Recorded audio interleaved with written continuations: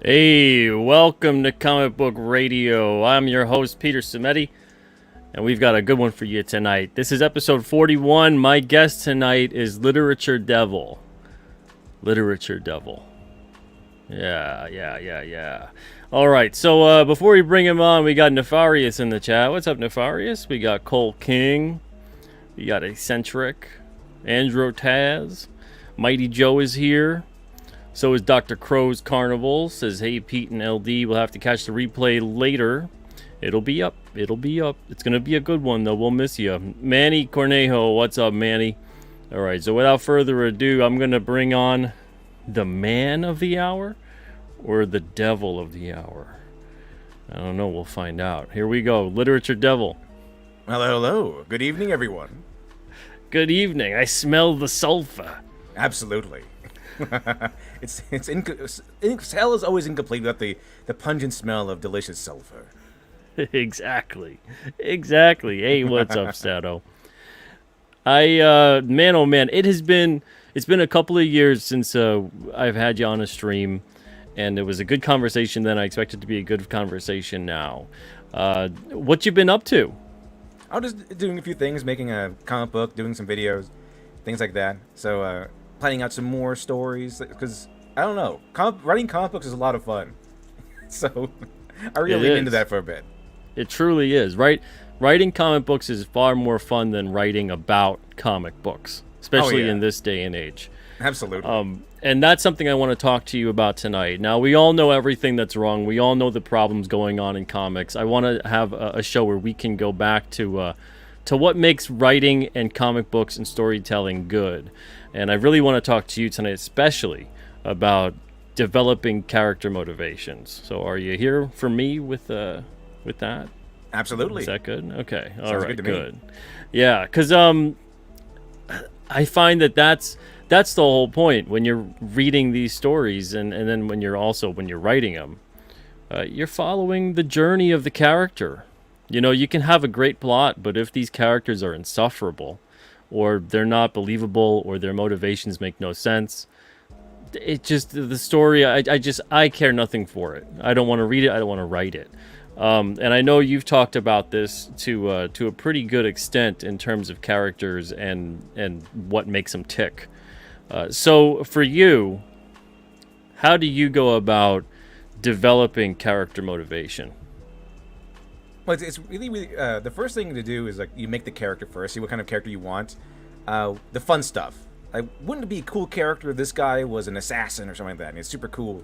And then, because that's kind of the way, the secrets behind the curtain of writing is all these people, even the AP classes in English and everything, all these people, and definitely all people on Twitter and the mainstream media people, like to think that all these writers who made these great works wanted to break the world wide open and make commentary and these groundbreaking discoveries in these areas. When the reality is just the writers begin with, I think this would be cool, so that's where we go with it. And then you develop from there organically more and more things and make this the character and story more robust and believable and grounded and interesting.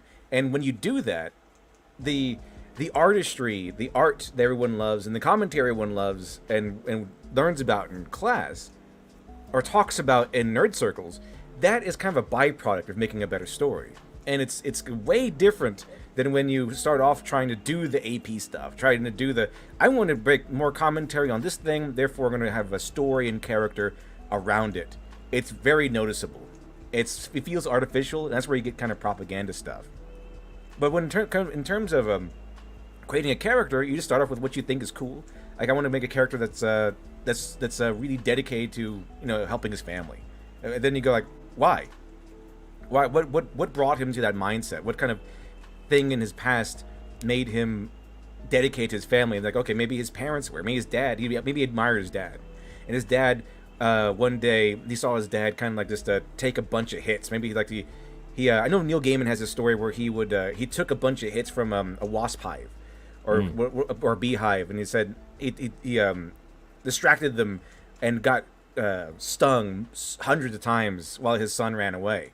So maybe like there was an instance like that, and then he's like, okay, well, my dad did this one day. I remember this one time my dad did this, and so that's the energy I want to bring into my role as a father. And so like that. So you kind of go backwards from where you want to start, but it basically you kind of define the trauma in a way. You define the thing that left an impact on that individual. In narrative terms, called the core wound. This works for heroes and villains. It's that one thing that kind of boil the character down to, and like what. And for a writer, it's a thing you can always go back to when you're asking a question of how would my character react in this situation. Go back to the core wound, and you probably get the answer. Absolutely, and that's what's going to help you to not have these characters that feel and read as one-dimensional things. That they just do it because the writer said so. It's in the script. Exactly. There's so many things that are like that, and I think that's if people could quantify it on what makes something bad writing, I think that would be largely how they identify it, is that it just feels like the characters are just doing these things because they're supposed to. It's in the script. That's what it is. They're not living, breathing people, individuals, whatever it may be, because it feels like they're just doing whatever they're told to do. That there's no reason other than that.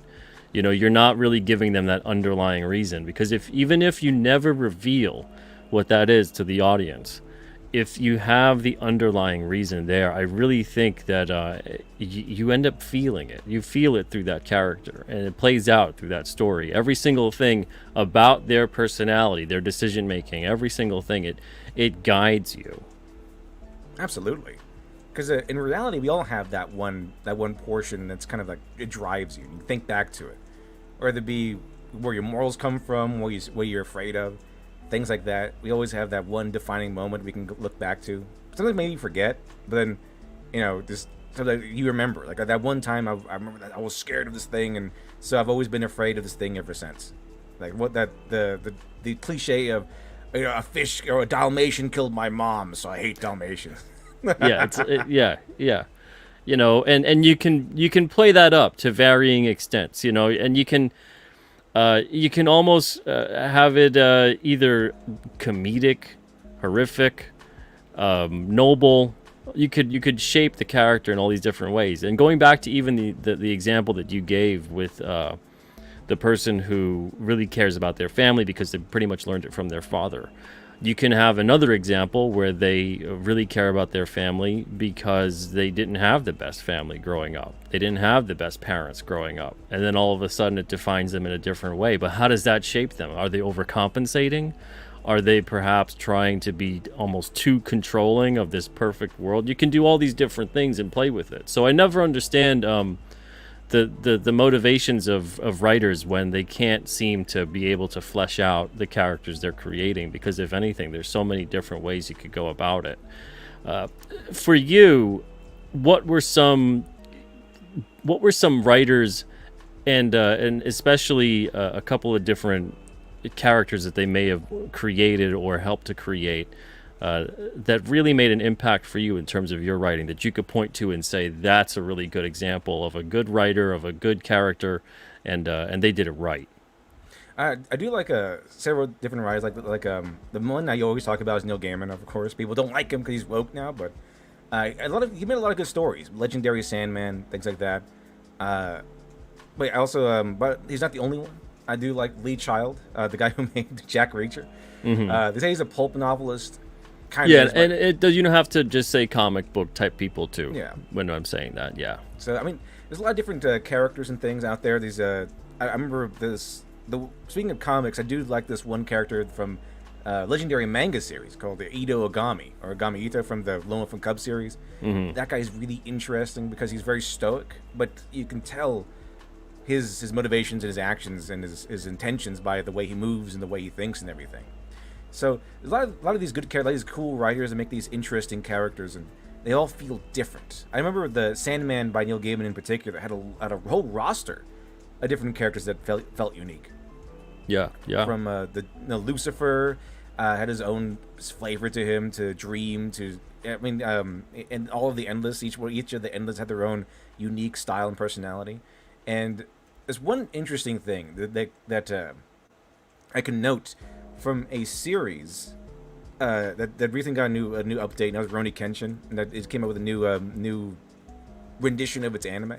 But there's a thing that happens in there where these two rivals, Kenshin the hero and his dark evil opposite, which is Makoto Shishio. They both had the same job during the evolution, as that, being assassins. But they both walked away for 10 years and came out to completely opposite conclusions. So when it comes down to developing characters, you can do that. You can have these two characters, and they can face the same exact situation, and they might come up to different conclusions. In fact, that's how I would say that the main core idea of how villains and heroes are made. A hero will encounter the temptation test, and he will succeed it. A villain, or a person destined to be a villain, will encounter the temptation test, and he will fail it. He will succumb to his flaws. Absolutely. Yeah. It's funny. It reminds me of, I mean, not to toot my own horn, but for those that may have read it in the chat or on the show when you guys are watching on the replay, that's pretty much the essence of the story that I made with the book, The Chair. It's basically two people coming from the same background, experiencing the same things, and they both go down very different paths in life. And that was always a very compelling thing to me. The nature versus nurture argument, how much of it impacts the other. And to really kind of deep dive and go into that, I had to learn a lot about psychology, philosophy, and a bunch of other different things too. But in doing so, it was fun. It was fun to do that research, and it helped me to develop characters that I'm currently working on today. So when you do have stuff like that, when you have these characters that are kind of traveling similar but parallel paths, I think that's how we really end up making in storytelling the arch rival. You get that person who's the flip side of the coin. Oh yeah. I think in Hamlet, Shakespeare had this idea, or at least we can see that Hamlet is the core character, and several of the other guys, the other players in the play, had or embodied a virtue or a flaw that was opposite of him, that played off of one of Hamlet's own character traits. So it's really interesting to think about that, especially when in terms of rivalry, because you get that in anime all the time. Yeah. So the main bad guy, the blood villain, you have like maybe something more recognizable might be Batman and the Joker, where Batman is, he wears a mask, and it's because he has a secret identity. The Joker does not really have an identity. He's just a face, but his real face becomes his mask. Batman is compassionate, where the Joker is, he's very cruel. They're both intelligent, but they both use their intelligence for different things. The opposite, where the Joker uses it for crime, Batman uses his intelligence to, of course, solve crime.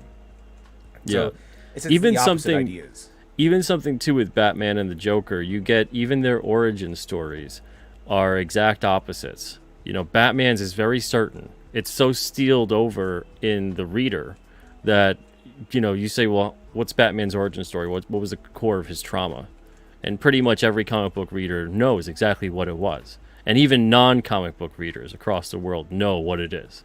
Oh, yeah. But the Joker's origin, what triggered his trauma? It's all over the place. There's nothing solid about it. So it's one of those things that even on that, it's on shaky ground. So you get one of them that's been galvanized by this moment, and the other one, you're like, it's anybody's guess. He's not running around, brooding about the thing that set him off one day. It's really not about that for him. So even on that level, they're very opposite. And it's something that it works so well to the point that I think there's been a lot of people that have tried to ape that, but I find that it doesn't really work when they try to do it, because you have to have that character that's so defined against a character who's anything but. And then all you're going to do is draw Joker Batman comparisons. So it's better to just leave that alone. It's been done. Yeah, we already have Batman and the Joker. No need to try to make a new set. Exactly. So I mean, even then, it was like the thing of Batman's origin. the Batman's origin of losing his parents, the murder of the Waynes, that is probably the most like visceral, identifiable core wound you can run with. So if if you're having trouble finding like discerning what I mean by core wound, I mean something like Batman's the murder of the Wayne family. Because what happens after that drives Bruce Wayne crazy. That sparks his journey towards being Batman. That's what I mean by core wound. It drives kind of everything. So when you like, why doesn't Batman like guns? Or because his parents were killed by guns, right? So why does he like this, or why doesn't he like that, or why does he act this way, or why does he act that way? It all boils down to because that fateful night, everything changed for him. Why does he want to stop crime? So that no one will ever have to suffer the loss of their parents loss of the parents again, like he lost his. That sort of thing. So that's what I mean by core wound. It's something that's for writers to acknowledge and to forge for their character. So that way, if you were to encounter a situation where like, okay, what's my character do here? What would my character do in this situation or that situation? You can go back to the core wound, and that defines their very character, and you go, okay, according to this, he would act in this way. Exactly. And that's why I think once you define that, and once you have that so just firmly implanted in the mind of the audience, that's when I think they're able to start going, yeah, you know what that character just did is kind of out of character. That doesn't really make sense. So you really have to make sure you're following what that character's motivations would be, not to impose so much of yourself as a writer onto the character, but get into the headspace of the character.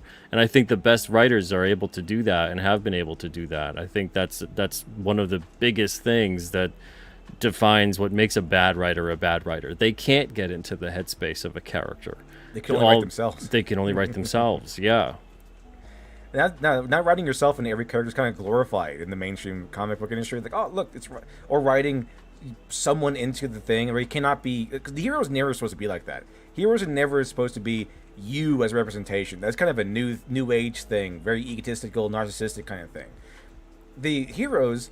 And I think Lee Child talks about this. He doesn't talk about this exactly. But he talks about how the first stories were thrillers. That's kind of what he talks about. But the first stories were like, according to him, there's the mighty hunter. They're telling the story in the cave or something. And it's the mighty hunter took down this thing. The mighty hunter who took down that thing, or the guy who went on this adventure and came back with some enlightenment. Hero's journey, classic stuff. They're supposed to inspire you. Like heroes are supposed to inspire you to reach higher heights. To give you a goal to reach for in your life. They're not supposed to be a representation of you to make you feel better, because that does nothing. It just makes it go, oh yeah, that's me. I feel better. Yeah, it's confirmation bias. Yeah, that's useless. What does that do? And it's kind of it's not aspirational. That's for sure. Not at all. Like it's what good is the story if it's just going to go, oh you're doing good. You're doing a good job.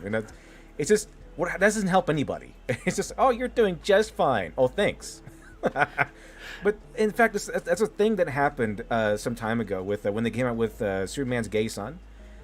They tried to do this thing where they have him come out. Well, they always do that when they have a gay character. They come out like 10,000 times. But they had this moment during Pride Month where they had him go to his mom, Lois Lane, and he comes out to her, and then she's like immediately accepts him.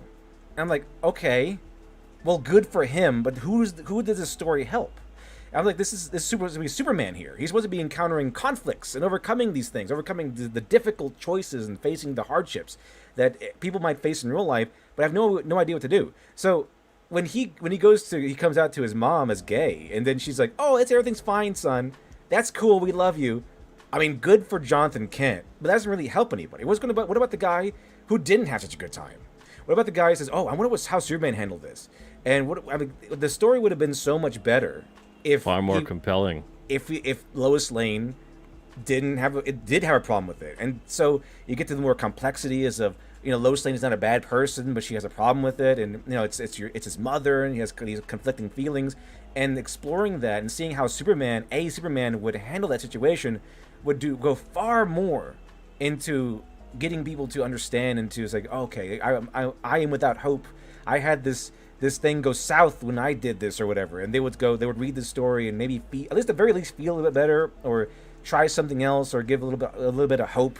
Well, just such a far more interesting story that even if you still end up in the same spot, that ultimately she's accepting of him, for them to work out that uncertainty at first and that kind of awkwardness, It's that and it's journey. yeah, and that would have been a far more interesting and compelling story, and what a more powerful story too, of acceptance, and truly about love and humanity and the core of it, because at the end of the day, it really isn't what defines this person, or at least it shouldn't be. But that is what kind of ends up creating that propaganda feel to it, that kind of forced narrative, where it's not really about the characters and what they're experiencing. It's more about how the writer or the company or whoever wants the story to play out. So if it's about creating as interesting and as compelling a story as possible, you put the character through the ringer for a bit, even if you still end up okay on the other side. Oh yeah, that's where all the good stuff comes in. That's why so many characters today, like they call us sexist or whatever, not liking Ray and Captain Marvel. But I actually tweeted this out one time and it got a lot of traction, even people who didn't like me very much. It was like, yeah, it's true. And what I said was that these writers, whether they're women or men, don't understand how men operate. They don't understand how characters operate, for that matter.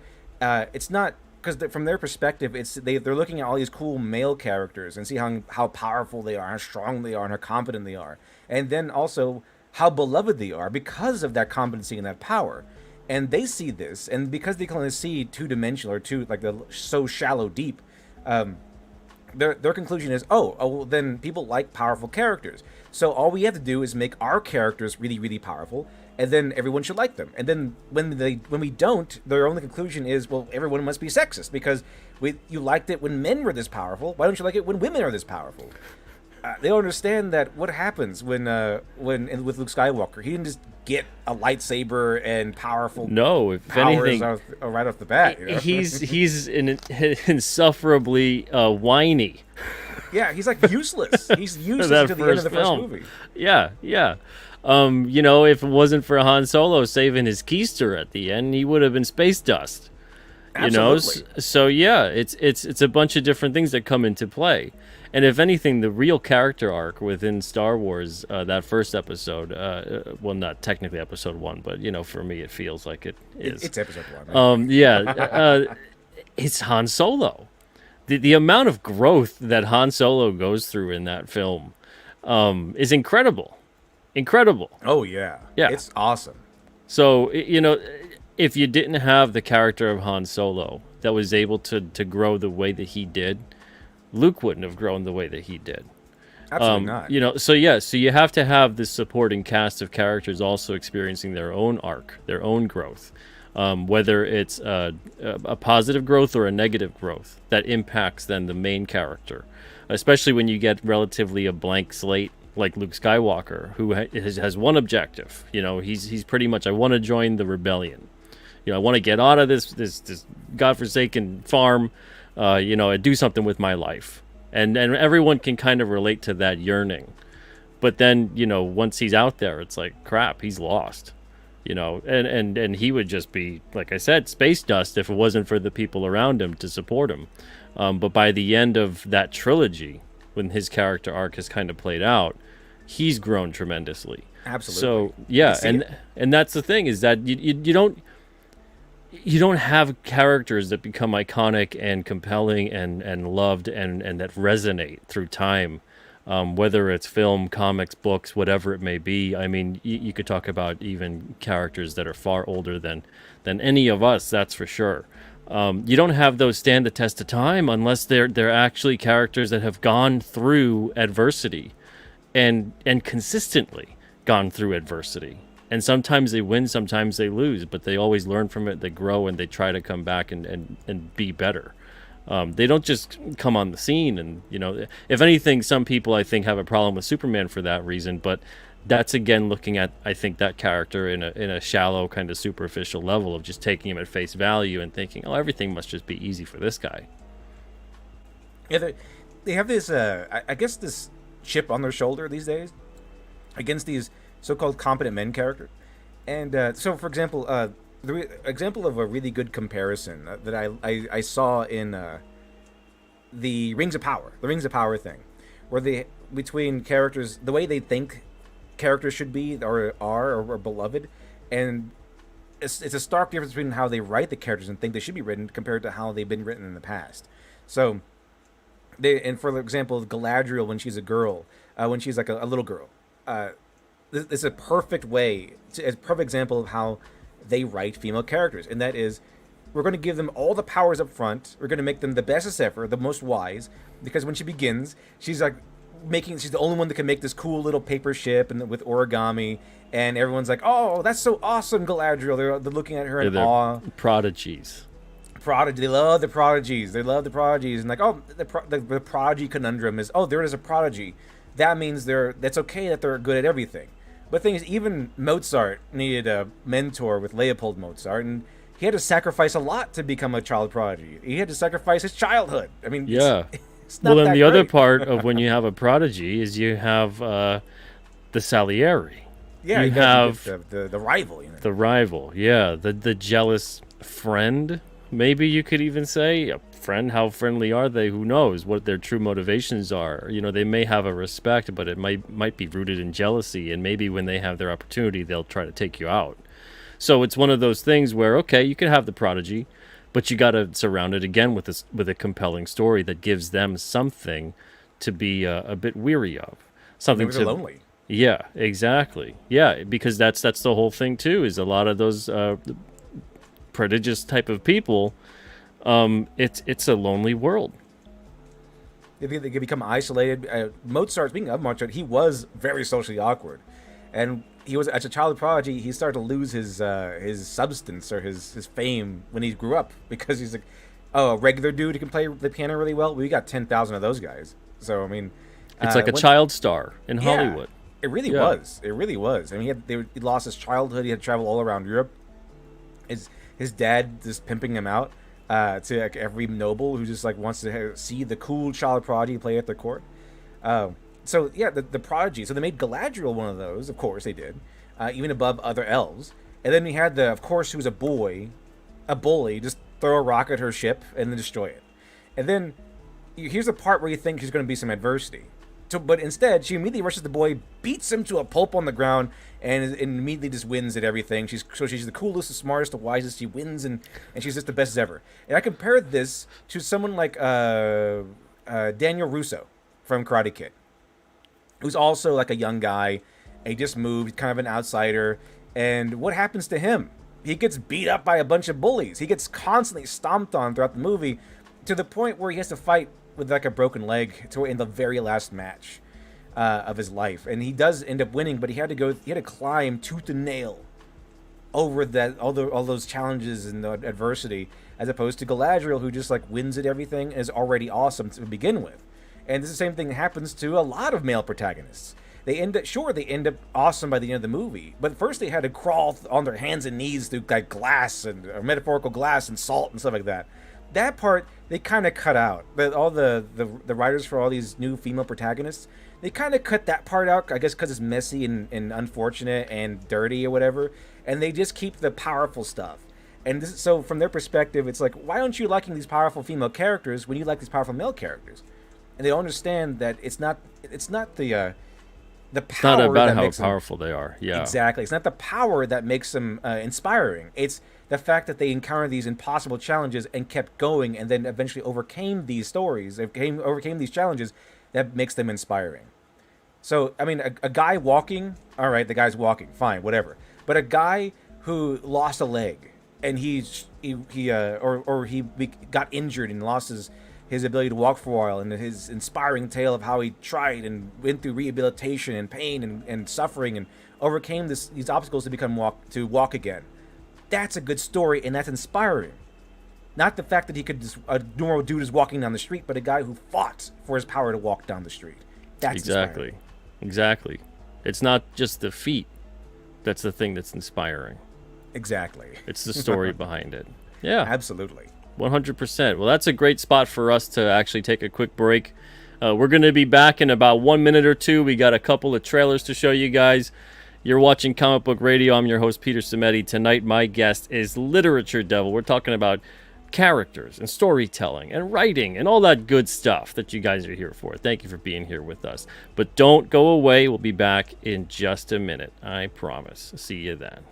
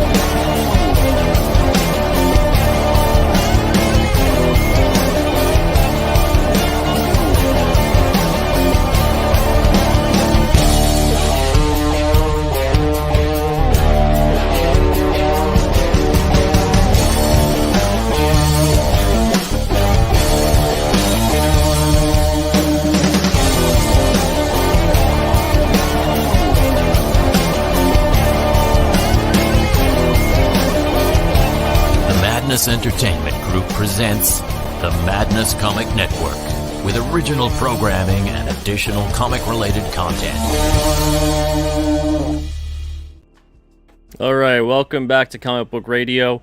I'm going to put the link in the chat. If you guys want to join the show, you got a question or comment here for Literature Devil, please feel free to join. Don't be shy. There's the link right there.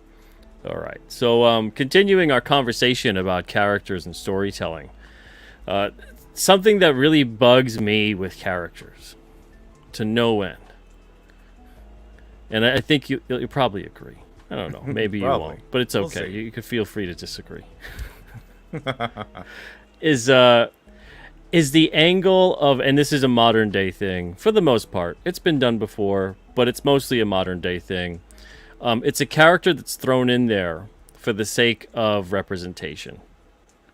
And I agree with you. And okay, and that for some reason it extends past that, it's an inclusive thing. Let's make sure that it represents the world, not just represents a person.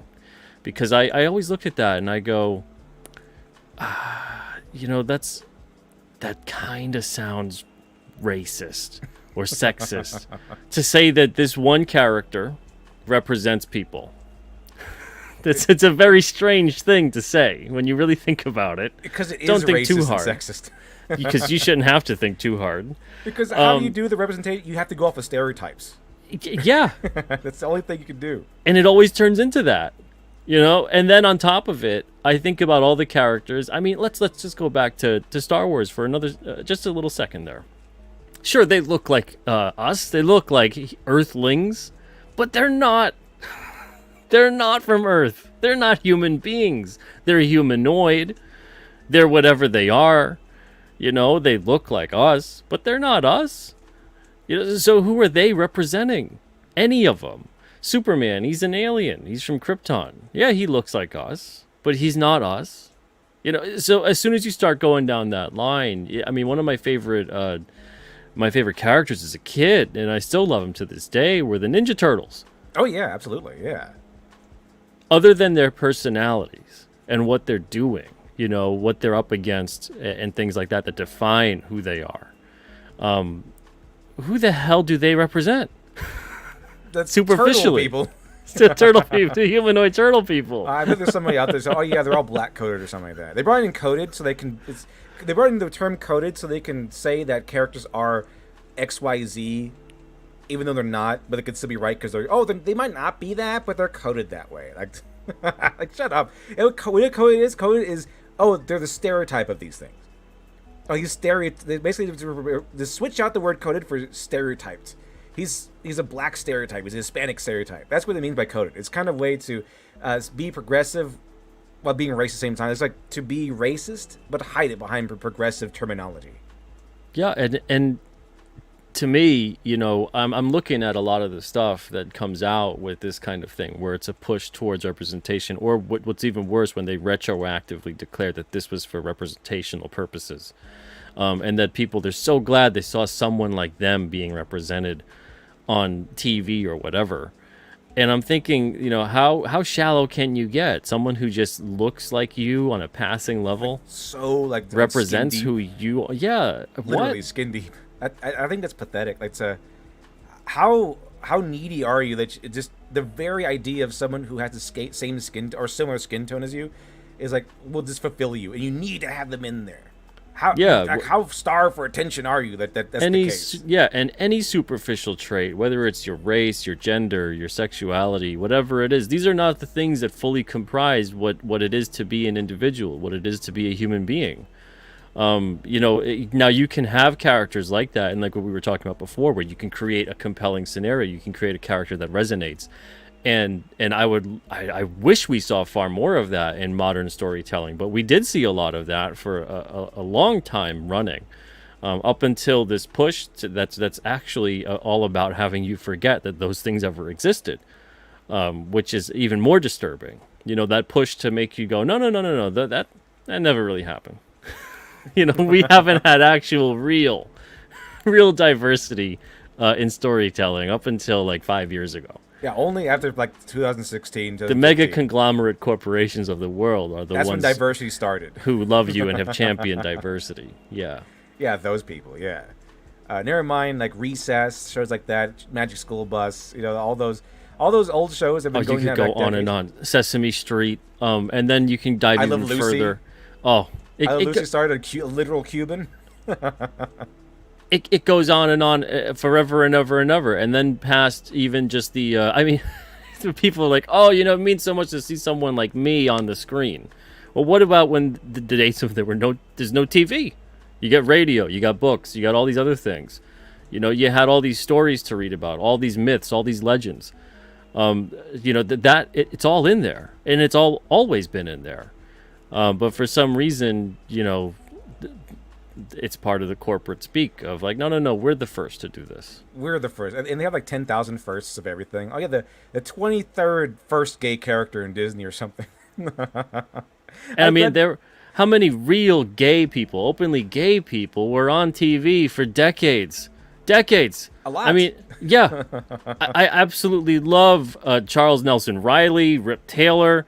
You get, the list goes on and on. And then if you're talking about in the music industry, especially, and things like that too, these are people who were openly gay or bisexual or whatever it was. And unless you actually hated people based on these things, which was still always and is still today still a very, very, very, very small number of people that will hate you solely based on that. Unless you were that way, you were like, yeah, I like that music. Yeah, I like that actor. I like that role. I like that story. I like what they create, whatever it may be.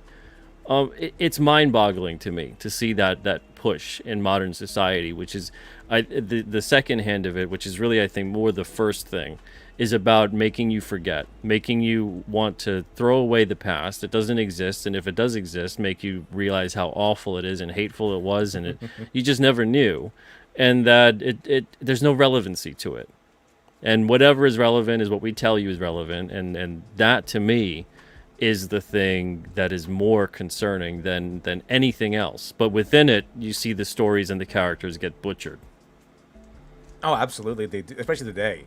I remember with Marvel. If you take the Marvel Cinematic Universe alone, it started over a decade ago, and the beginning stories were actually pretty cool. I mean, a lot of them weren't maybe always the best, but they always had really interesting stories in terms of he's a superhero. I mean, Captain America had his virtues. They had Iron Man, who started the whole thing, had his virtues and flaws.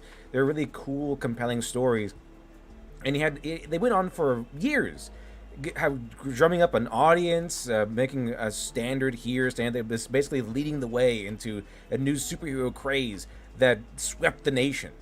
And they did all of that without having to go with racism and sexism and bigotry and representation and all that crap. They did none of that, and they were successful. And then it comes a phase where oh yeah, we need more women and stuff like that. We need more representation here. And now we have Secret Invasion. It's all about how, did you know that Nick Fury's black? Did you know that? It's like you don't say, even Like, though really? if we go into the comics, yeah, well, there's another Nick Fury that was around for a lot longer who wasn't black, but whatever. Schrodinger's Fury. He's both black and white. Or And he was originally played on screen by David Hasselhoff. who's like the legendary Chad. Yeah. Bob Gable, thank you for the super sticker. StreamYard won't let me see what it is, so I apologize for that, but I appreciate the super sticker nonetheless. It's a big thumbs up. Fantastic. Thank you, Bob. All right, so we have somebody here who wants to, I'm guessing, ask you a question or has a comment for you. Let me prep the screen here for a second for that. There we go. Hey, Hutzel, what's up? Hey, Hutzel. Hello. Hello. Can you hear me? Yep, Again. coming in loud and clear. How are you tonight? Good. How are you? Good. Big fan, part of the best chat for Literature Devil. It's good to talk to you. Yeah. Face to face, Satan. My question or comment is I'm developing a story, and I've always wondered, have you ever had a story or written a story where the characters had a strong motivation, but maybe like halfway through the story, that motivation is taken away from whatever reason? And if you have, what would you do? Like, how would you write it? And are there any good examples you go off of from that? Because I know current day writing is kind of terrible with that. Well, they do bait and switches so much and they don't actually have good characters with strong motivations. Oh yeah, I don't think I've ever written a story like that, but I do know, like, if you have like for example, maybe a guy is trying to go for revenge or something, and then he's going along the story, just ripping his way through all the bad guys, and he finds out the person he's trying to avenge the death of is actually alive, and or something, and is actually maybe the bad guy, and they kind of lose all motivation for that and lose hope, and their mentality just breaks. The whole world just breaks around them. That's a temptation test, essentially, because at that point, it's like, are they going to keep their morals, or are they going to throw away the morals they do have and just burn the world down? So it's just how they react at that point, the revelation part, where they because there's motivation is driven and fueled by something strong. It's some strong thing. There was like, I want to take revenge. I want to save this person, whatever it might be, love, hate, whatever it is. It's almost like an obsession. Yes, absolutely. Especially when the Cosmen do all this stuff. And so if they take something major has to happen where that motivation is extinguished. And then they have to deal with that. How are they going to respond to the extinguishing of this motivation? Are they going to give up? Are they going to go evil? Are they going? How would they react to it? And then you move on from there. See how where the story takes you from there. Yeah. I mean, the closest I can think of. I mean, it wasn't the overall story. Spoilers, by the way, for One Piece if you haven't read it yet. Is which I personally consider one of the best arcs is the Whitebeard War arc, where the main character Luffy's trying to save his brother, and he actually fails, and his brother actually dies in his arms, and that actually was the spark for the 2-year time skip, which reignited his motivation. And I think that was one of the best examples I've seen. Granted, it wasn't the overall story, but it was a new, I guess you could say, a new core wound for Luffy, because it gave him a new motivation through for the rest of the story, which to this day is still his motivation. Oh yeah, that sounds pretty. That's pretty cool. Like that is kind of the similar or parallel character journey of like the retired detective. It's like, I'm retired. I lost my partner during my last gig. You're the one who knows how he moves, how he thinks. It's like, okay, I'll come back in for one last job. As in those scenarios, the guy is usually like giving up on his job, or his past motivation has been stomped down. It's also the same kind of scenario or similar scenario as Phil from Hercules, the guy who teaches him. Or he's a big trainer of all these great heroes. Then like they all failed, so he's like, I'm just gonna chase after nymphs now. But then here comes Hercules, like, I got the cool. I'm back. Hey Phil, why don't you teach me? And so Hercules reignites the passion and the motivation in Phil, because you can see how passionate and motivated. It's just like Rocky. Yes, like, exactly. Yeah, with Mickey. Like Mick is like just like, you're a bum. You're a bum, Rock. You're a bum. And then he's like, no, Mickey, I'm not a bum. He's like, okay, let's go, Rock. Yeah, because especially with Mickey, he essentially he curses him out of the gym, And then Rocky gets offered that fight with Apollo Creed, and Mickey sniffs that out, and eventually is like, maybe I could do something with him. Hat in hand. He's got potential. Maybe I could do something with him. I'll give him a shot. And then Rocky is like, oh, now you're coming back. Now, right now, I got a big fight, and you wanna, you wanna help me out. And Rocky's losing it because he's like, yeah, I'm gonna take the fight, but I'm probably gonna get killed here, and I'm gonna be a laughingstock, but I'm gonna do it. And he's like, but I don't need your help. He said, I'm a bum. You don't want me. And he's screaming and he's getting pissed and everything else. And Mickey's kind of like, all right. I guess this was. And he just leaves. And Rocky's still pissed off. You hear him screaming, and then you get that scene where Rocky chases him down the block because Rocky realizes like, shit, I need this guy. Yeah, I'm angry. He's like, I yelled at him. My anger's out of here. Let's get to work, Mick. Yep. Okay, then last question, Dev, when you were writing Dr. Alpha, or just any story, what's one of the hardest things you ever encountered, and how did you overcome that?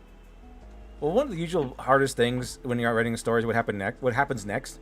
Because sometimes you have them in your mind where the story wants to go, and sometimes there is a scene you wanted to have happen that helps spark the story in the first place. By the time you get there, organically it doesn't work anymore. It doesn't make any sense. Or you can either force it in there, or you can cut it. And this is where you get the really tough thing of you gotta kill your darling. Sometimes you gotta stomp out that scene.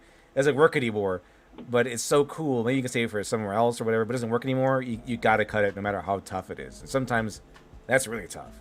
Yeah, I find that when I want to have something done, I'll write an outline first, but then like, okay, well then how do I get from point A to B?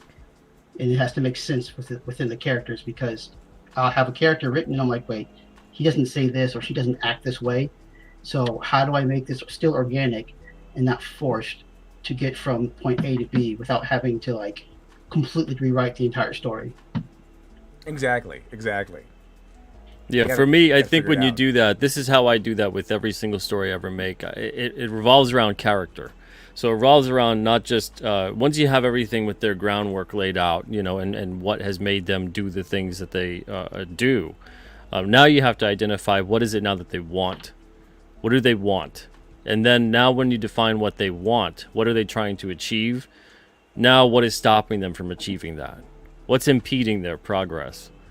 So you can do that for both, and should do that for both your protagonist and your antagonist. Now, if you have an antagonist who is solely existing to just impede the protagonist, that can get a little formulaic, that can get a little one-dimensional. So make sure that what you're doing with your antagonist is they're trying to achieve something as well. And the best stories is when you have them meet at the crossroads of that protagonist trying to achieve what they're trying to achieve, the antagonist trying to achieve what they're trying to achieve, and they butt heads. And that's how you start to build history with those two characters. But if you end up having things come across where everyone's just does these things because I said so, you'll often find you end up writing yourself into a corner, and then you do that cheap out, the ending where you're just like, and it happened because I wrote it. and then everything goes, that doesn't make sense. So as long as you're defining your characters and they're doing these things because they're trying to achieve a goal and something is stopping them from achieving that goal, then you can determine whether or not they get to achieve that goal, what twists and turns are along the way. Maybe they never achieve that goal. Maybe the whole thing is a MacGuffin. Maybe the whole entire story or the plot of that issue or that series or whatever is basically on the way to this. A bunch of other things happen. But it gives you a lot to work with and a lot to write with. If you have a finite ending to the series, a good thing to do also is to come up with the ending first and then kind of reverse engineer a lot of it. That's exactly what I did. I always think of my endings first before I even start writing, because that way I know what I'm going for. But thank you very much for having me on the show, and great to finally talk to you, Dev. Yeah, thanks for coming on. Yeah, thank you, man. Have a great night. You too. Take care. All right, let's see. Bob Gable, thank you for the super chat. Says writer versus director. Who is right? What are you referencing, Bob? What is that in reference to? I think it depends on the context, because I assume it's a movie. So yeah. Is there a specific movie you're referencing, Bob? Blaze says Stephen King doesn't like knowing the ending while writing his stories. He wants to surprise himself. Stephen King is someone who I He's I'm Stephen always King. there's things with Stephen King where I feel like in some ways he's the and nowhere near the skill level, but like the modern day Shakespeare, where you know that whole story where they're like, was Shakespeare a person or was Shakespeare a Several group of people. people? Yeah, Yeah. because so many of the stories are so varying that it's very difficult to pinpoint how could one person have been so prolific.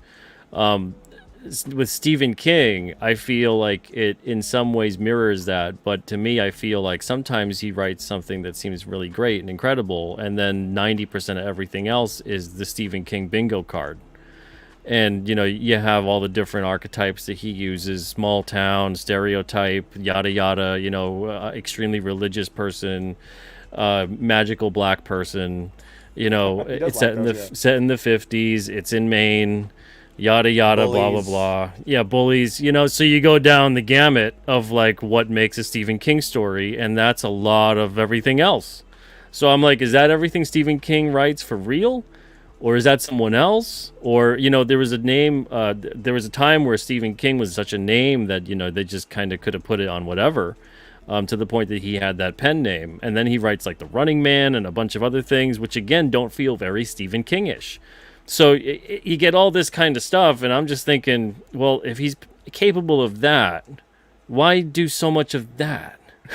So with Stephen King, and I'm not going to dive deeper than that into the personally with Stephen King, but every single thing about him with his stories, I always had such a weird love-hate relationship with his work because it was puzzling to me. But I as never far really as get into him, yeah. I Bob, never really get into Stephen King. Yeah. He's way too verbose, and it feels like when I started reading it's excessively works, wordy, that's for sure. and it's not even just wordy. Also, it's also just like his Twitter account. It's like some cool thing happens, and then there's like 100 pages of him talking about evil Republicans and stuff like that, and then we're back to the monsters or something. Yeah, yeah. Yeah, Hidden Hand. Yeah, he wrote The Running Man. It was under a pen name. I forget what it was, like Rick something. And then another tidbit of The Running Man. It was directed by Starsky from Starsky and Hutch, Paul Michael Glazer. Bob Gable says The Shining. So in The Shining, if I'm Stephen King and Stanley Kubrick wants to direct anything I do, I'm like, It's Stanley Kubrick. it's all you know? you, buddy. It's all you. I'm Take it gonna and just go. sit back Take and it watch and go. that show. And And it's a good movie. I like The Shining. I think it's fantastic, and I like it more than the book. So I mean, it's yeah. Kubrick. I mean, this guy's that. Sorry, Kubrick was one of those Stephen King. crazy perfectionists. Yeah, for me, and this name kind of comes up a lot within the Stephen King conversation, is Clive Barker, and I far more appreciate Clive Barker's writing than Stephen King's. Clive Barker's interesting. I do like this guy. Yeah, yeah. And he'll tell a gamut of stories as well, but man, like he is really good with characterization, with twists and turns, with use of language, and with creating empathetic characters that you just feel for, and then he'll just pull the rug out from under you, and you're like, oh, you're betrayed feeling. You know, it's a special ability he has. But with Stephen King, I was always like, man, some of that stuff, but the writing especially, I always had a harder time getting into his writing because I felt like, all right, that's great. We can move along now. Thanks, Mr. King. But apologies to any Stephen King fans in here. That's just my personal opinion. Although some of you seem to rather strongly agree. So, okay. But yeah, so going back a little bit to the other thing, and again, if you guys do want to join the show, we got a couple more minutes with Literature Devil here. There's the link in the chat. So the representation factor. Now, when I find that occurring, I find that it really is. It's a nice way to encourage censorship without encouraging censorship. Well, this seems to be what this whole mentality is about. Is saying it's projecting the idea of being more accepting and inclusive, but the practice is narrowing everything down to almost nothing. Just being exclusive if possible, because we're used to be, if you based on merit, what character or what actor could fit this role. Well, how many characters do we need? How many actors do we need? Now it's like you have to have this much diversity in there, to the point where you might just be skipping over a white actor who might be better to fit the role, or who actually looks like the character from the thing you're adapting, to, okay, we're just going to switch everything up. We're just going to make everything brand new and different to where it's not even recognizable as the thing you're adapting. And then we're going to add in more characters because we need more diversity. So it kind of narrows it down. Like, if you're a white actor, like, good luck getting a role in some of these things. And then also, you have to fit the mold, because I don't really see Denzel Washington that many places anywhere, except for maybe the Equalizer every once in a while. Like, if you are of the correct group of people, but you don't share in their mentality and their mindset or their politics, then you're also out. So it's not just we're kicking out the people, or the non-politically correct people. We're also kicking out anyone who even fits the mold who doesn't agree with us. So it's just whittled down, and it's all done. And so we get these terrible actors written by these terrible writers, who are just there because of diversity and woke points. And so this is where we get like these be better, Senator, and somehow Palpatine returned on the third movie. Like, that's where we get this crap from. That's the result of all of this. I used to call it fan fiction too. I can't even call it that because it doesn't have the same heart. There's no fan behind this fiction, you know. But Yeah. you're right when you feel that mentality, because these people write on a high school level around there. And what I mean by that is, you can measure it, you can look at it. When you're in high school and you're writing, and you're like an early fledgling writer, this is what happens. You're fueled by emotion and powerful. Yeah, there's hormones. no experience to fuel the perspective. There's no Exactly. competence in the writing. There's no deep dive into psychology, philosophy, history, etc. You know, everything is just from within, and it feels like a diary entry. Exactly, and I'm glad you hit on that point, because at that point, usually teenagers around high school age, when they write stories, it's self-centric. They only care about things that involve themselves and what they care about. So it's a science. It's actually development of the brain and everything. You are more empathetic to your own needs, so teenagers at that point will write about things that concern them. So that when they write fanfics, that's why Mary Sue's pop up around there. They make a Mary Sue, which is a self-insert, and everyone loves them, and they're perfect and awesome, and they have the Mary Sue-centric morality. And that's kind of where you get a lot of fan fiction from, because a lot of teenagers writing I mean, I did this too. I wrote fan fiction, okay? I think a lot of us did, at least try to. But it's hormone-driven, it's emotion-driven, a lot of it is self-centric and everything. It's where you get Yeah, a situations lot of like it is that. the revenge fantasy of the author. Exactly, you know? like bullies. Yeah. These bullies bullied me, and so they're bad guys in my story. And that is the same mentality and the same method of writing we're getting from modern day media. That's why it feels like fan fiction, because it's written like fan fiction, but without the fan part, unfortunately. There's not much, if any, depth to a lot of it. It's a bit disturbing, but it's all part of the plan. Some people go, well, the system's broken, the system is failing, and this. I'm like, no, the system's doing exactly what's supposed to. It's just it's changed. The system has changed. Yeah. Let's see, and it's okay. It's okay. Where is it? I feel a little bad here for Blaze. It says I only like the short stories from King. That's okay. You can be the biggest Stephen King fan. I still love you. And that's the big difference between me, people like me, and then a lot of the other side. And as long as we can have we have a mutual respect. Still, I guarantee there's still we could be, and I know it, that we're all different. We all like different things. And we'll all have different opinions on certain things. But then there's a vast amount of things we'll have similar opinions on and similar feelings for. And that's, to me, what I love about conversation with people, is that you discover that, And for some reason in the world today, they're hell-bent on making you focus on the differences and making you want to completely ignore or be blind to the ridiculous amount of similarity. And if anything, the similarity is what will actually, as a storyteller, help you to tell a resonating story that doesn't just relate to those of today, but will relate to those 50, 100, 1,000 years from now. Oh, yeah. I mean, And that's the thing that makes them last. These stories. Yeah. There's a reason why that in America in 2020 or 16 or whatever, 2016, you can be learning about a story written in Greece like 2,000 years ago. Because, I mean, these students aren't Greek, and the culture isn't Greek, but the story resonates on such a human level that you can be an American born from a completely different background and a completely different century or millennia, and still resonate with that story. And then there's something else that you're not just alluding to. I don't know if you're hitting it on the head and you realize it or not, but it shows you how little we've changed over thousands of years. That you can read that story from thousands of years ago and go, man, I know what that's like. It's like, how could you possibly?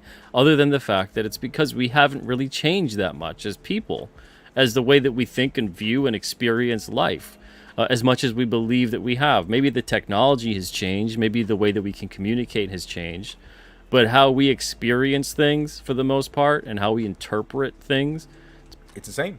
it's the same thing as it always was. That's why we have the monomyth, and why Joseph Campbell came up with studied stories from thousands of years ago, studied modern day stories studied stories from just a couple hundred years ago, and came up with the monomyth because it's always the same journey. It's always the same. Exactly. You know, it might have a little change here, a little change there, but it's the same thing.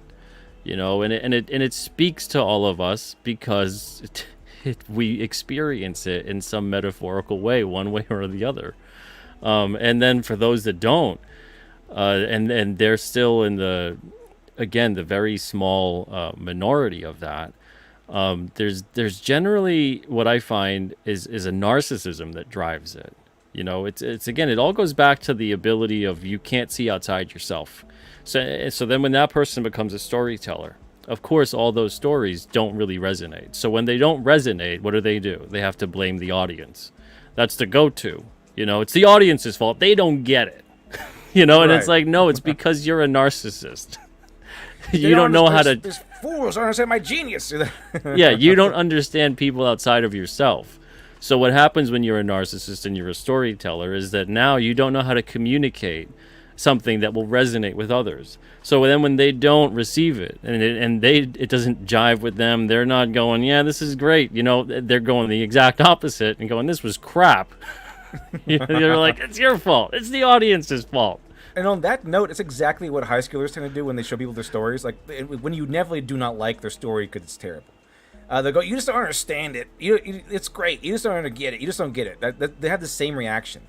So it's the modern day writer's immaturity and lack of growth and experience that echoes like the crazy hormonal high schooler. They never grew up, which is also something that Joseph Campbell talks about in Hero's Journey. Hero's Journey is about growing up and maturing. They never went to that journey. They never matured past the high school mentality. They've become older, but they're still in high school mentally. Yeah. No, and it's that experience that gives you perspective. You know, so if you never go out there and experience, if you never go out there and you grow, and the only way you're going to grow is through adversity and overcoming things, the problem solving along the way, adapting, compromising. If you don't experience that, how are you going to put that authentically into the characters you create? That should be more of the conversation as opposed to the representation based on superficial qualities. It should be more about the representation based on the qualities of being a human being and experiencing life. Absolutely. They always go, like, the one thing that really annoys me is the whole race thing in terms of representation. We're like, this is a black story about black characters, should have black writers and everything. So the thing is that they want to segregate you by your race, and it's very strange. When in reality, you can look at a black character and see his struggle and understand the struggle and empathize with the struggle, even if you're not black. Absolutely. And that's kind of how everyone started to love and admire, like, for example, Martin Luther King Jr. Or even To Kill a Mockingbird. That became a huge success, and it's all about empathizing with a black man that was falsely accused and a brave lawyer who decided to defend him despite the fact that got him in a lot of trouble. That sort of thing. It was against society. Yeah, and playing upon in the storytelling technique of dramatic irony so that the reader is clued into things that Exactly. perhaps the characters are not, you know, so it gives you insight into what's occurring. And it's the same thing that occurs too with people who, and this is what I found that pretty much everyone I know and have ever met, this is what they do when they see someone who doesn't look like them or someone that they haven't seen a lot of.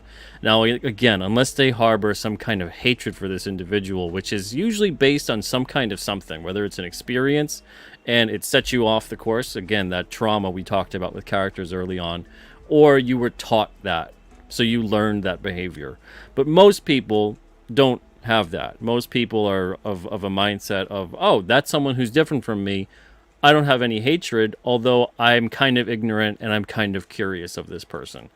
So what happens is that you have the great things like storytelling, music, sports, all these things that break those barriers down, that now all of a sudden you get people who, maybe you don't have a lot of X, Y, or Z type people in your life, but you see this person doing this thing and they're overcoming things. They're achieving greatness. Their personality is great.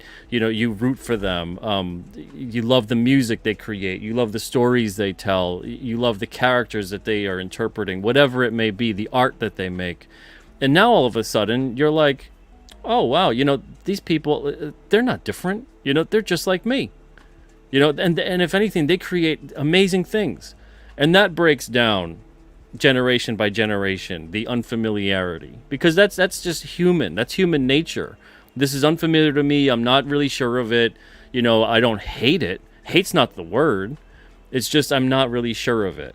And the only way I'm going to be sure of it, and the only way I'm going to not have any ignorant notions or any prejudicial notions, is to become more familiar with it, to educate myself by being around it more, in terms of a good example of it, where people are overcoming things, achieving things.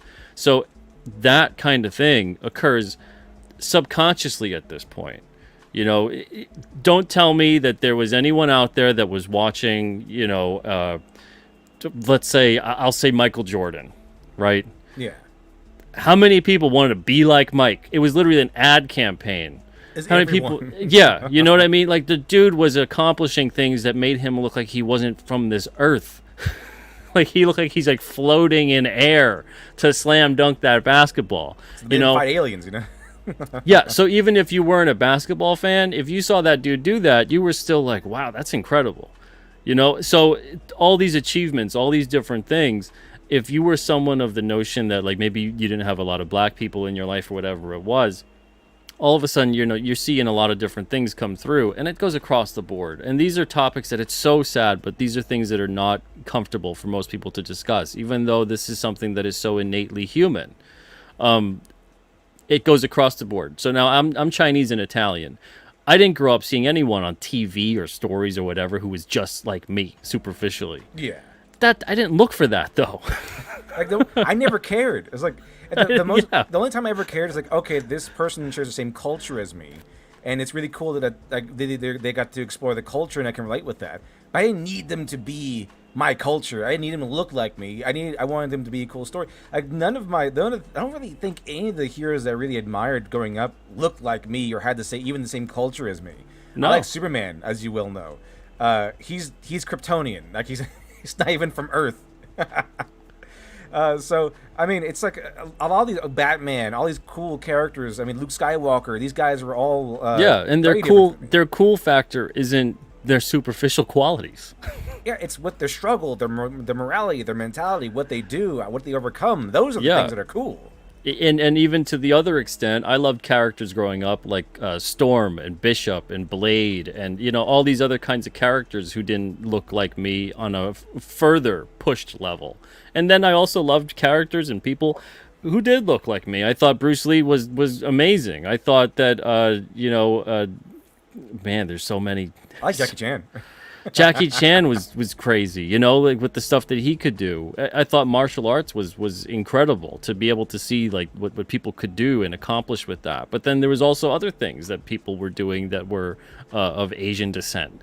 The art that they would accomplish, the storytelling, the culture, so all these things, it's like you learn more and more about people. And that's the part that makes characters and storytelling incredible, is that you're able to reach across the cultural divide, and sometimes even further than that, you're able to reach across the not just generational, but the divide of time itself, that you could be enjoying what they created and you never shared time on this earth together. So to see that torn down because people are like, well, this is actually what's more important. It shine a spotlight on all of the things that exist and currently exist and have previously existed. That's more important than to say that the things that exist or have existed now need to be changed because they're incorrect. They need to be now caught up to speed with what the modern day, what the current time is, that kind of a thing. And it's like, well, according to who? According to who? Who's out there at the company and the companies nowadays, of course, are largely subsidized by the government. And that's the part too where people can't get when they go, the part about censorship and this and that with different platforms or different media. And they go, well, that's not censorship from the government. Well, when you look at further into it, the government is helping to do a loophole, a workaround. It's the same way that they'll avoid certain things with, and for those that know this show, I talk about paranormal stuff a lot. But sometimes they'll privatize a lot of this stuff. They'll outsource it to a private company to get around a FOIA, which is a Freedom of Information Act request. So you can't actually go in there and request this information of what this thing is being done because it's now through a private company that the government has outsourced and said, now you take that project over. So they do the same exact things with everything else. So they're still doing censorship without actually doing federally mandated government-sponsored censorship. The list goes on and on. I mean, there's been Project Mockingbird and everything else within the CIA where all kinds of stuff. I mean, for those that don't know, you could go look it up. But we got one last guest here. We got Exerd on stream. What's up, Exerd? Hope you're doing well. Thanks for joining us tonight. Hey, right. Thanks. Can you hear me? Yeah, loud and clear. Okay. Cool. Yeah, because I'm on a delay. 1 second. Okay, that works. So, can I weigh in on what you were saying? Go for it. Yeah, yeah. Okay. Well, one thing I was writing a book, and I remember having to look into a lot of things. And one thing that I remember from writing this book, it was a society run on a female power structure, right? And I think that's a lot of what is happening today. I think you remember the adage like in the 90s when they were like, oh, the world would be better if it was women running the world. But I think that's what we're seeing now. Everything that's happening is on a feminine like a kind of wavelength. And I'm not saying that it's bad. It's more like that's what they want us to see, to be perfectly honest, because still at the top it's a bunch of really old dudes controlling everything. Yeah, I know everything operates within reason. I believe that. I believe that it's happening that way because it suits their cause. But at the same time, as I'm saying, like the way things play out is definitely, I believe, is a woman power structure. You're born into this situation. How? Because I remember asking a bunch of women and asking, how do you guys have this? How do you guys communicate? And it's very a group think sort of thing. You have the alpha woman that's at the top, and she is that way because she just is that way. She's good because she is good. And you see this reflected in a lot of our superheroes and stuff today, where when they're operated, it's like Superman is good because Superman just is good. And anything he does, I think She-Hulk exemplifies this. Anything she does is okay because she's a good character, right? And everything else can't be done that way. Like with that comic where she stole, it was a prisoner on the way to jail or something like that, and then She-Hulk comes along and then rams everything. In this kind of setup, in this kind of power structure, it's okay because she is a good guy, and anything that she does will be regarded as good. And the only way to change that is to basically destroy by reputation. And as you see, when they attack you, they call you a ist or a phobe or any kind of that, because it's attacking you through your reputation. Meritocracy is more of a masculine kind of trait, a masculine kind of power structure. I am the good one because I've earned it, because I've been through all the iron and the metal and stuff. Versus yeah. Versus, go ahead. I was going to say these are really old tactics too that have been used for a very long time. Discredit the person, you discredit the argument. So if you can get them to have people question who they are and their morality, everything else crumbles after that. You Yeah. have to work extra hard, and you're always playing on defense. Going back to what you were saying though about Superman being basically innately good, I would kind of argue against that. I would argue that Superman is good because of how he was raised, because of who got him and raised him, and they raised him the right way with that strong morality. I agree. I totally agree. I was just using Superman as an example. I guess I should use Superboy instead as the better example because he's the one being written in the current DC lexicon and how he is. Like everything he does, it doesn't really matter what he does. He'll be regarded as good. He doesn't really face too many struggles of any kind. He just knows what to do, and that's the kind of thing we don't have heroes anymore that struggle and get at the top. I think Literature Devil said this before, that characters don't struggle, they just get to the top, and for some reason they don't see the struggle. They just take away the surface level. Oh, Luke was a Mary Sue because or Gary Stu because he can beat Darth Vader, but they just missed all the training Yeah. He blows up the Death that Star led at the up end to of that. it. Yeah, And just gonna skip over the entire movie. Like, oh, he blew up the Death Star, so he's a Mary Sue. Like, this is the dumbest thing I've ever heard. exactly.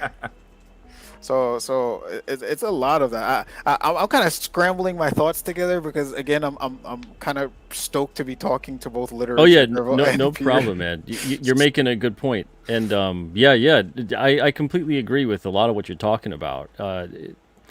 It really is just at the core of all of it. What I see what happens with storytelling, and what I see what happens with the way that characters are being either downgraded, degraded, or just created in a very unconvincing way, whether it's hero or villain. What we're really talking about is the degradation of culture, and the degradation of culture is kind of a real big pinpoint of what we have as people. That's what unites us. That's what kind of defines us as a whole. So as individuals, we look to these things and we get inspired by them, and maybe we aspire to be, these sorts of great beings that we see. Hopefully those are the lessons that we learn from. But if everything becomes so muddied and so just turned into this unconvincing mess of you accomplish great things because you start off great, that sends a very strange message, and at this point in time storytelling isn't the way that it was throughout the ages. Yeah. Storytelling now has become so controlled by major media conglomerates that have a big push on that, which is why I love seeing the independent creator out there. Even going into that level, if you think about independent creators, entrepreneurs, essentially, that's a very new concept still as far as human history is concerned. That wasn't really always a thing. There was kind of like the incredibly wealthy and the incredibly poor. There wasn't really much of a middle class. Like the middle class is largely something that was kind of existent for maybe about 150 or so years. Between that, the divide was pretty expansive. You're not finding the middle class becoming what they were in the 14 or 1500s of what they are today. So as you get all of these innovations and you get the standard of living improving, you get that kind of encroachment upon the elite, those in power, those that are like, hey, they're getting a little bit too well off. They're getting a little bit too much to the point where maybe they don't really need us. We have to really do something and work overdrive to make sure that they do, to create that divide and that gap again, which is why I think there was such a turning point over the past 10 to 15 years, so markedly that like it feels like and the best way to kind of degrade all of that would be to attack the culture, to attack the storytelling, to attack the things that unite us and make us go, hey, that right there, that's a hero. That right there is something to aspire to, and to tear that down to tear down that metaphorical statue really kind of tears down all of us if we let it. And we're supposed to let it, and then as these things occur, we fight each other about it, but if they can change the narrative and go, well, that's not really a hero, that thing that you think is a hero, that's actually a villain, and they can switch that, then you get the people who are like, no, that's a hero, and then you get the other people that go, no, they said that's a villain, because they're the ones that said about this and the other thing, and that's bad, so then you have us fighting each other instead of fighting them. And that's always the whole point of it. But nowadays, with storytelling and character, it's so much more important now than ever before. People go, oh, these things they're fiction, they're this or that, the other thing. They're literally the things that enable us to communicate with each other, with generations to come, and carry on the traditions of what it means to be a human being. Not just what it means to go buy something and you enjoyed a movie or a book or this or that or whatever. These are the things that truly define who we are, as opposed to, to borrow again from Star Wars, luminous beings are we, not this crude matter. The crude matter, yeah. Yeah. And they have done that, though. They have switched them out where, for some reason, where all the riders and all the king's horses and all the, well, I should say all the queen's horses and all the queen's men have, for some reason, written shows and movies and things in which we give so much more leeway and respect and gravitas to villains than we do to heroes. So a hero will save 1,000 people. We can see him on screen saving 1,000 people, but he failed to save one, and so the writers are like, "Oh, he failed. He's a failure. He needs to give up everything. It's all his fault." And he gets stomped into the ground because he failed to save one person after saving 1,000. He failed to save 1,001. Where on the opposite end, we have these weirdo like villains and things, from Scarlet Witch to whatever, to like those weirdo characters in Steven Universe, for example, where they'll commit literal genocides, and like, oh, it's okay because they were sad. Oh, okay. Well, as long as they're sad, I guess it's easily forgiven that they committed genocides. That's fine. Or where She-Ra, I heard like She-Ra ends up with the villain Catra or something.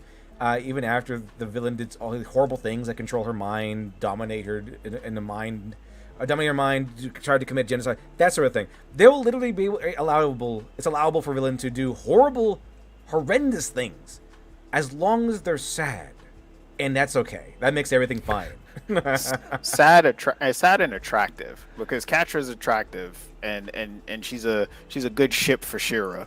But if you switch that and put that as like, I don't know, He-Man or somebody, and he did that, no, that or Skeletor, even any kind of genocide, they wouldn't do that. Yeah, well, really couldn't happen to a straight man. It can happen to a gay man. It can't really happen to a straight man. Or if a straight man is sad, they're like, oh, you suck it up. But if it's a character from a category they enjoy, they can just do whatever, and as long as they're sad, they do it because they're sad. It's fine. Have you ever listened to this guy? He's all about comics too. His name is I think it's Fourth Age and stuff. Oh, and yeah, we had him on a podcast before. It's fun. He's yeah. He was talking about how a lot of the comic writers today subscribe to postmodernism.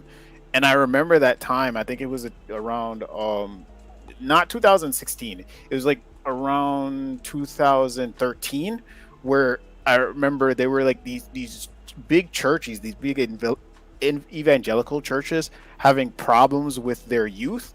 And they were saying that because they were all subscribed to postmodernism, like they would get up on stage and talk about how there's no such thing as absolute truth. Do you remember that argument? What's true today cannot be true tomorrow, and it was a very relative speaking things. Because I was thinking about that while Peter Smeddy was like listing off the people that were openly gay, and I wrote in the comments just like, they don't count because they weren't born. They don't count because they didn't exist before 2016. So, yeah, everything is fluid, and that's the thing is that obviously there's far more things that are not absolutely true. I think. To me, wisdom is defined as knowing that you don't really know that much. Yep.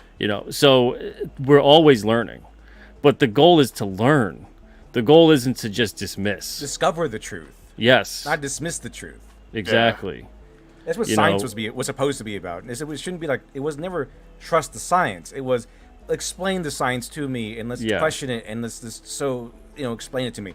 But speaking of the whole thing of no absolute truth, as a couple of them start getting hit with Holocaust denial. Like so if nothing is absolutely true, are you Yeah. saying are you yeah, denying if the everything Holocaust? exactly, if Yes. everything all of a sudden is up for grabs and is the truth is being spun depending on your perspective of the truth, well, once you start going down that road, man, there's a lot of different things that are going to get pretty wild. Very It's wild. Yeah. it's a very high level perversion of I think therefore I am. So Yeah. yeah, like I think Tolkien said it best. Like evil can't create; you can only destroy.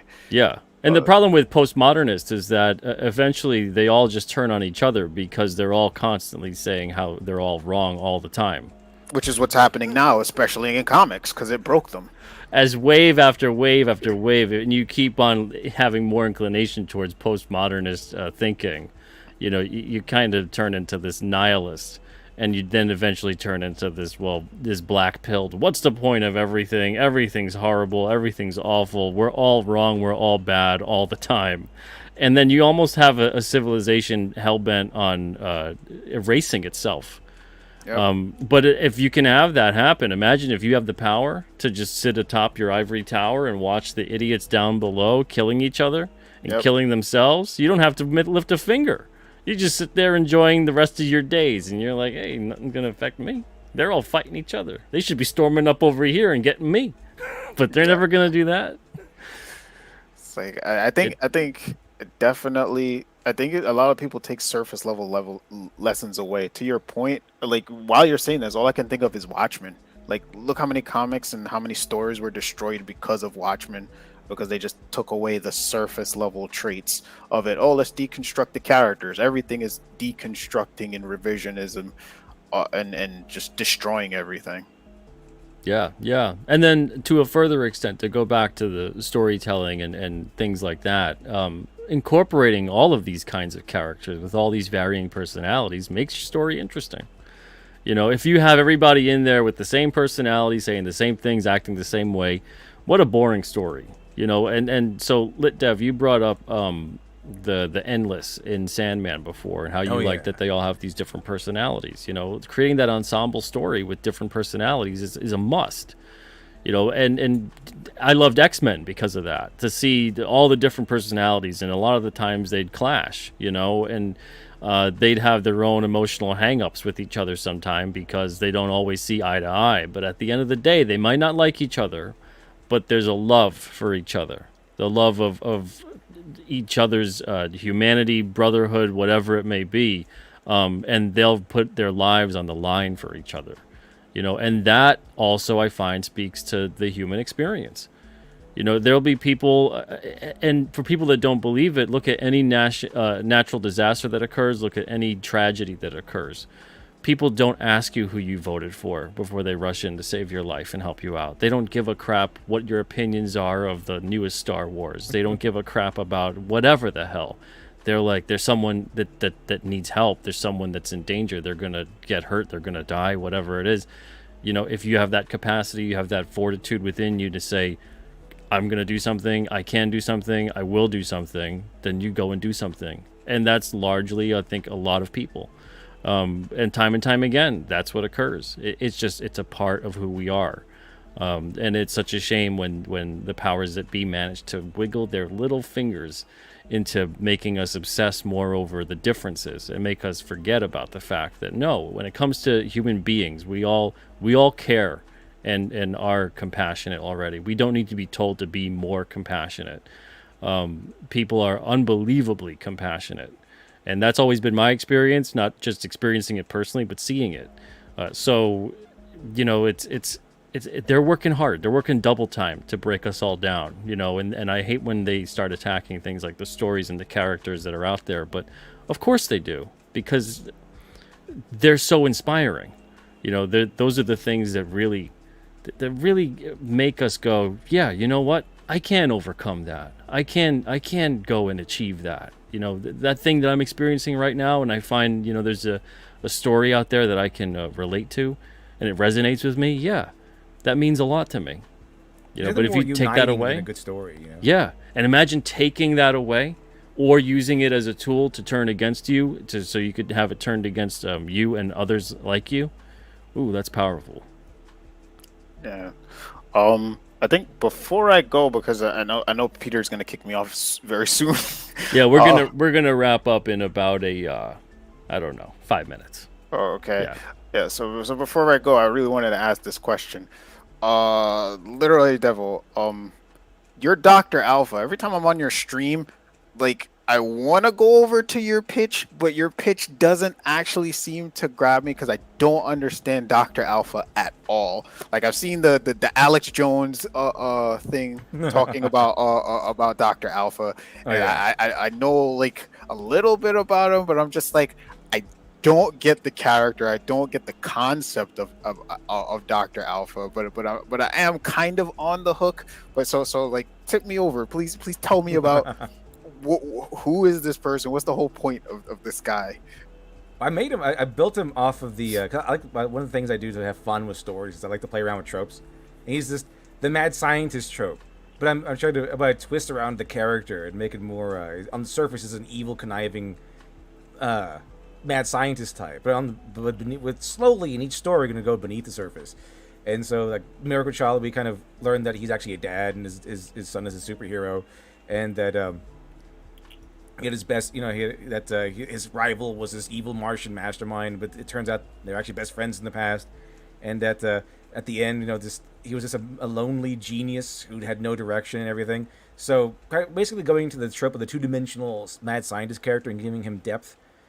But as a character, he's a guy on a revenge path against the world, like a mad scientist would be. But as we slowly go through the stories, I kind of unveil why exactly. Oh, okay. I'm sorry. Maybe I asked the question a little wrong. I'm not necessarily talking about Doctor Alpha specifically, because I think is Doctor Alpha the name of the book or the name of the guy?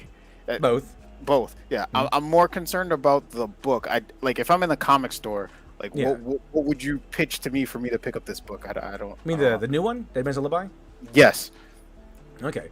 Well, that one is about Dr. Alva wakes up while on vacation, and he's been injected with a virus called the Lullaby virus, and slowly eating away its a capability to do it to create adrenaline and everything. But it's a conflict between another mad scientist and him, and the other mad scientist is Dr. Cloner, and he's really hard bent on revenge, and so Dr. Alva has an hour left to live. There's an hour left to live to get revenge or to meet Dr. Cloner, so he's on the clock. And he has to keep. Basically, it was like Crank. I did a lot of inspiration from the movie Crank with Jason Statham. So Dr. Alva has like 1 hour to live, and artificially he keeps himself alive through various things like fighting and stuff like that. So there's a lot of action, fast-paced action, and trying to find Dr. Cloner, get to him and everything to at least explain to him why he's doing this. Why do you need revenge against me? And so he goes on a mad rampage of revenge, or just a mad rampage before he dies and expires. And it's a very brutal story where he has to go up against superheroes and Dr. Cloner, minions, and all kinds of things to get there. Fortunately, the book ran too long, so it's 2 volumes. But the first one ends in a really good note and sets up for the second one, which is going to be even crazier. Okay, cool. Thanks. And thank you, Peter, so much. Again, I really No appreciate problem, it. man. Thank you for stopping by tonight. Appreciate it. Have a good night, bud. You too. All right, so we're gonna be wrapping up the show. Do you currently have a campaign going on right now? I didn't realize that. Oh yeah, Dead Man's Lullaby, Volume 1. It's Shadow Band, of course. Oh man. All right, I'll put that link in the description of the show then afterwards. Thank you very much. Yeah, no problem. I would have talked a little bit about that tonight with you. I just wanted to have you on to just talk. Yeah, it sounds good. Sounds fun to me. All right, everybody, thank you so much for joining us tonight. Really appreciate it.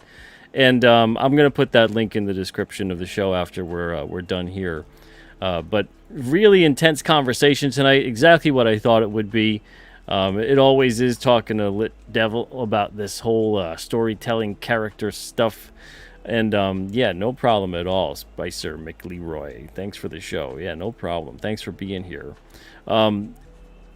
Is there anything you'd like to say before we wrap up and part ways? Say thanks for having me on. It was a really fun conversation. Thank you, man. Appreciate it. Yeah, it was great having you on. We'll have to do this again soon, as opposed to, I think it's been like 3 years or 4 years or something since the last quite a time while, yeah. we did it. I tell you though, it doesn't feel like it, and it's creepy to me how it doesn't feel like it. Time just flies by. Yeah, it's been an interesting 3 years. To say the least, yeah. Yeah, it feels very long and very short at the exact same time. But yeah, we'll do this again soon. Everyone, thank you so much. This has been Comic Book Radio. I'm your host, Peter Cimetti. Tonight, my guest was Literature Devil. If you enjoyed the show, give it a thumbs up. Make sure you subscribe to the channel. Click notifications because we do these almost every day. There's times where I do a show pretty much every day, 6 or 7 days a week. And then there's going to be times where I do a show maybe 4 to 7 days, 4 days out of the 7-day week. But we do them more often than we don't. I got all of August booked up, the rest of July is booked up, and half of September is booked up. So we're going to be here for quite some time. One last thing, too. If you guys haven't checked out the King Cryptid campaign yet, please go and do so. Go to kingcryptid.com. We're raising money for issues 5 to 9 to make those possible. We hit our goal, but we got about 17 days or so left. I always want to make sure that we can raise a little bit more or maybe a lot more than what we're asking for, because then that can trickle over into next year and what we can do on that campaign. But so far, you guys have been incredible. We're getting closer and closer to 350 backers, and we're getting close to what I'd like to see happen before this campaign ends the first 30 days, which would be to hit 20 to 25,000. We're at the 16.5 mark right now. I got to do a quick update to the campaign page, but we're at the 16.5 mark. So just 3,500 away from 20. Thank you guys so much again, and I'll be back. Let me see. I'll be back here on Sunday night with Preston Acevedo, where we're going to be talking about art and all that good stuff. Very talented artist. On Saturday, that's tomorrow, I'm going to be on the Alterna Comics channel for an Alterna Comics art auction. We're not at San Diego Comic-Con, but we are here, and we'll be here with you.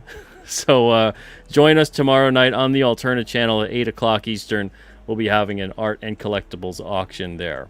Can I say one more thing? One last yeah, thing? Sure. Presto Acevedo, your next guest, is the guy doing my interiors for Dr. Alpha Dead Man's Lullaby. So I do know Look the at guy that. pretty well. So small world. That worked out great. I can't. This is like the 4th time that's happened where I've had somebody on who was the writer, and then the next day or the day before they were the artist, and I didn't even know it all. Acevedo, top-notch artist, breathed brand new life into my story. Absolutely, yeah, he's great. Great dude, great artist. So he'll be on the show on Sunday night at 9 o'clock. So see you guys then for that. And then we got all kinds of guests for next week too, but I'll get into that on Sunday. So see you guys then. Everyone, take it easy, and I'll see you soon. Lit Dev, I'll see you soon as well, my friend. Have a Sounds great good night. to me. You too.